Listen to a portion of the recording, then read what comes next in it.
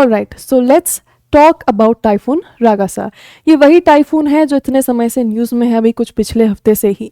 ये वही टाइफून है जो पैसिफिक ओशन में ओरिजिनेट हुआ था और इसने सारी की सारी साउथ ईस्ट एशियन देशों में तबाही मचा रखी है। इन देशों में फिलीपींस आता है, चाइना आता है और अगले नंबर पे वियतनाम आने वाला है। ठीक है, तो इसके बारे में देखते हैं बच्चों। सबसे पहले देखिए, जो रागासा टाइफून है ये कहाँ ओरिजिनेट हुआ, इसकी उत्पत्ति कहाँ हुई है। तो ये ओरिजिनेट हुआ है याप, माइक्रोनेशिया के नॉर्थ में, माइक्रोनेशिया के उत्तर में। अब माइक्रोनेशिया क्या है मैम? आप देख सकते हैं ये चाइना है, यहाँ पे साउथ चाइना सी है, इधर फिलीपींस है, ये आगे हमारा पैसिफिक ओशियन, और यहाँ पे बहुत छोटे छोटे आइलैंड्स हैं जिसे याप कहते हैं। याप की लोकेशन पैसिफिक ओशियन में है, यानी कि इस टाइफून की उत्पत्ति कहाँ हुई है? पैसिफिक ओशियन, याप, माइक्रोनेशिया। अब यहाँ से ये उत्पन्न होते होते चले हैं भैया, पहले इन्होंने फिलीपींस को दिक्कत दी, फिलीपींस को दिक्कत देने के बाद ये चाइना में दिक्कत देने लगे, अब चाइना के बाद ये मुड़ गए हैं वियतनाम को परेशान करने के लिए। ठीक है, यहाँ पे देखिए बच्चों, ये डेवलप हुआ था ट्रॉपिकल डिप्रेशन में 17 सितंबर को, और इसी के बाद थोड़ा ही समय लगता है बच्चों एक ट्रॉपिकल डिप्रेशन को बड़ा सा साइक्लोन यानी कि टाइफून बनने में। साइक्लोन और टाइफून में क्या अंतर है हम अभी थोड़ी देर में देखते हैं। ठीक है, तो थोड़ा सा ही समय लगता है, तो आप देखिए कुछ ही घंटे लगे, पूरा दिन भी नहीं लगा। 18 सितंबर को ये पूरा का पूरा स्टॉर्म में कन्वर्ट हो गया, जिसे हम रागासा कहने लग गए हैं। अब it intensified quickly hitting northern Luzon. ठीक है, लुजोन क्या है बच्चों? लुजोन स्ट्रेट हमने बात की थी, फिलीपींस सी और साउथ चाइना सी को जोड़ता है ये लुजोन स्ट्रेट।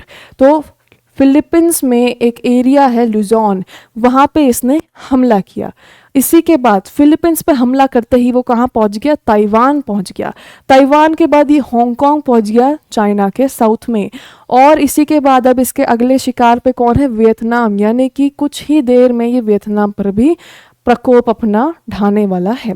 फर्टिलिटीज़ की बात करते हैं, कितने लोगों की मृत्यु जो है इस साइक्लोन यानी कि टाइफून के कारण हो गई बच्चों? कम से कम माना जा रहा है कि 27 डेथ्स यहाँ पर देखी गई हैं ताइवान और फिलीपींस में मिला के। बहुत ज़्यादा बाढ़, लैंडस्लाइड और इवैक्यूएशंस किए गए। इवैक्यूएशंस यानी कि क्या? जो लोग फंसे हुए हैं उन्हें वहाँ से रेस्क्यू करना। अब यहाँ पे बाढ़ तो समझ में आता है कि साइक्लोन अपने साथ पानी लेकर आया, बहुत ज़्यादा बारिश लेकर आया तो बाढ़ आ गई। लैंडस्लाइड कैसे आई मैम? लैंडस्लाइड का टाइफून से क्या कनेक्शन है? तो बच्चों जैसे कि मैंने कहा है, बहुत ज़्यादा हैवी रेनफॉल से जो माउंटेन्स होते हैं, जो हिल्स होते हैं, इन पर जो पत्थर, बड़े बड़े बोल्डर्स होते हैं, ये आपस में कोई ग्लू से नहीं चिपके होते हैं, ये आपस में ऐसे ही जुड़े होते हैं। बहुत सालों से ये वहाँ वैसे उसी पोजीशन पर रखे हुए हैं। जब बहुत हाई इंटेंसिटी रेनफॉल आती है तो इनके बीच का जो फ्रिक्शन रहता है जिससे ये जुड़े हुए हैं, वो फ्रिक्शन बारिश के पानी के कारण कहीं ना कहीं कम हो जाता है, वो स्लिपरी हो जाते हैं। और बारिश के पानी की एक तो तेज़ इंटेंसिटी, क्योंकि थंडरस्टॉर्म है, साइक्लोन है, बहुत इंटेंसिटी से पानी आएगा, और इसी के साथ इनके बीच का जो फ्रिक्शन है वो भी खत्म हो जाता है, तो ये सीधे के सीधे बोल्डर्स जो है गिरने लग जाते हैं, जिससे लैंडस्लाइड होने लग जाती है, जिससे भूस्खलन, मिट्टी वगैरह फिसलने लग जाती है। ठीक है, अब यहाँ पे इसकी पीक इंटेंसिटी की बात करते हैं, तो ये peak intensity category 5 super typhoon में कन्वर्ट हुआ। 10 मिनट के लिए इसकी जो हवाएं हैं उनकी रफ्तार 205 किलोमीटर प्रति घंटा से बहने लगी, और सेंट्रल प्रेशर इसका 905 MB हो गया था बच्चों। ठीक है, तो यानी कि ये टाइफून जो है, it was not a normal typhoon, it was a very disastrous typhoon. It was नहीं, इट इज। अभी भी ये एक्सटेंड चल ही रहा है, इसका ये खत्म नहीं हुआ, इसका प्रकोप अभी बचा हुआ है। ठीक है, चलिए आगे देखते हैं। इम्पैक्टेड कंट्रीज कौन कौन से देश हैं जिन पे अभी तक इम्पैक्ट हो चुका है? फिलीपींस। फिलीपींस के नॉर्दर्न लुजोन पर ये जो सुपर टाइफून है इसने हमला किया। फिलीपींस में इस टाइफून रागासा को लोकली कहा गया टाइफून नैंडो। लोकली क्या कहा गया? टाइफून नैंडो। तो अगर आपसे पूछते हैं कि टाइफून रागासा का फिलीपींस में लोकल नाम क्या था, तो दैट वाज टाइफून नैंडो। ठीक है, इसी के साथ इसने बहुत सारी जानें भी ली हैं और बहुत बाढ़, थंडरस्टॉर्म, इसी के साथ लैंडस्लाइड भी ये लेकर आया। फिर ये कहाँ घुसा? ताइवान में घुसा। देखिए बच्चों, मैं इसका पूरा आपको ड्रॉ करती हूँ। ये फिलीपींस में गया, फिलीपींस के नॉर्थ लुजोन में, यहाँ से ये गया ताइवान, ताइवान से चाइना, और यहाँ से आपके वियतनाम आ जाएगा गल्फ ऑफ टोंकिन होते हुए। इसका भी पूरा मैप मैं आगे लेकर आई हूँ आप लोगों के लिए।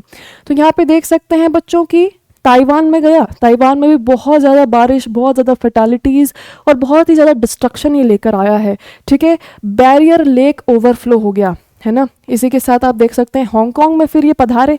हांगकांग में इन्होंने बहुत ज़्यादा तबाही मचाई इनकी फेरोशियस यानी कि बहुत ज़्यादा अग्रेसिव हवाओं से, और बहुत ज़्यादा पावर आउटेजेस हुए हैं।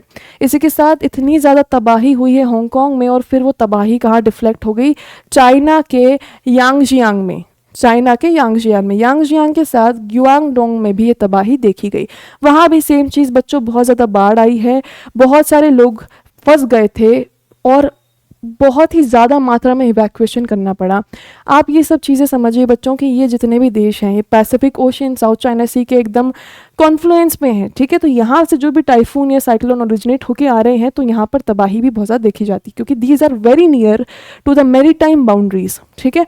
अब यहाँ पे देख सकते हैं जो स्टॉर्म है ये अभी भी बढ़ता चला जा रहा है वेस्टर्न साइड में, जो कि सदर्न चाइना से होते हुए वियतनाम जाने वाला है, और अगला इम्पैक्ट कहाँ होने वाला है, वियतनाम में।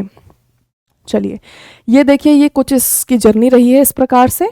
याप आइलैंड पैसिफिक में इसका ओरिजिनेशन देखा गया, यहाँ से ये फिलीपींस के लुजोन में गया, यहाँ से इसने ताइवान पे हमला किया।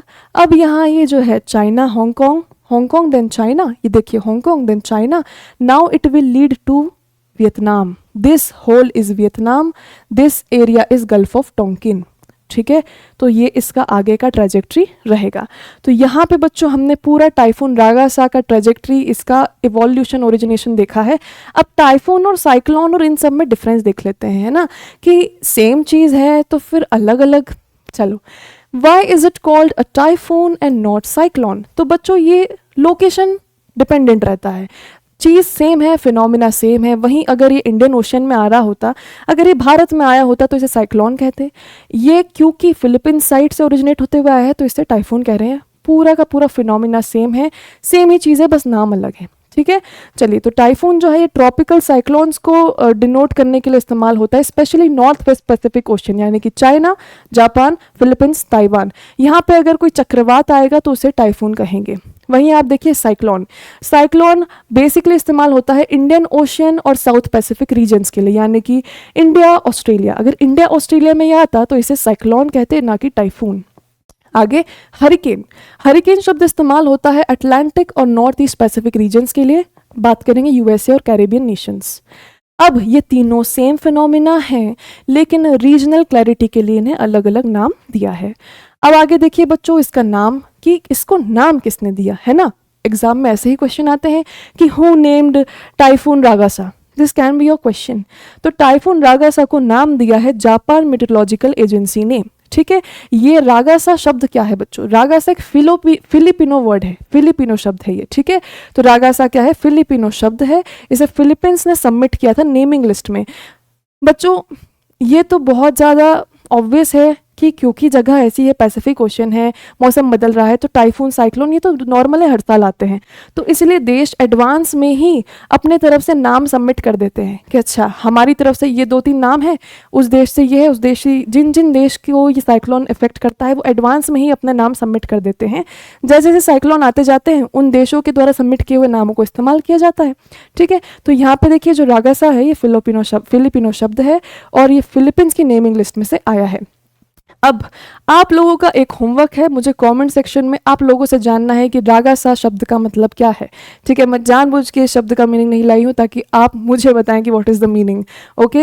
ये जो नाम है बच्चों ये सिलेक्ट किए जाते हैं रीजनली, लोगों के द्वारा किए जाते हैं, रीजनल डिपिक्शन से किए जाते हैं, ठीक है। और ये जो है स्टॉर्म्स पर भी डिपेंड करता है कि कितने डेडली या डिस्ट्रक्टिव हैं।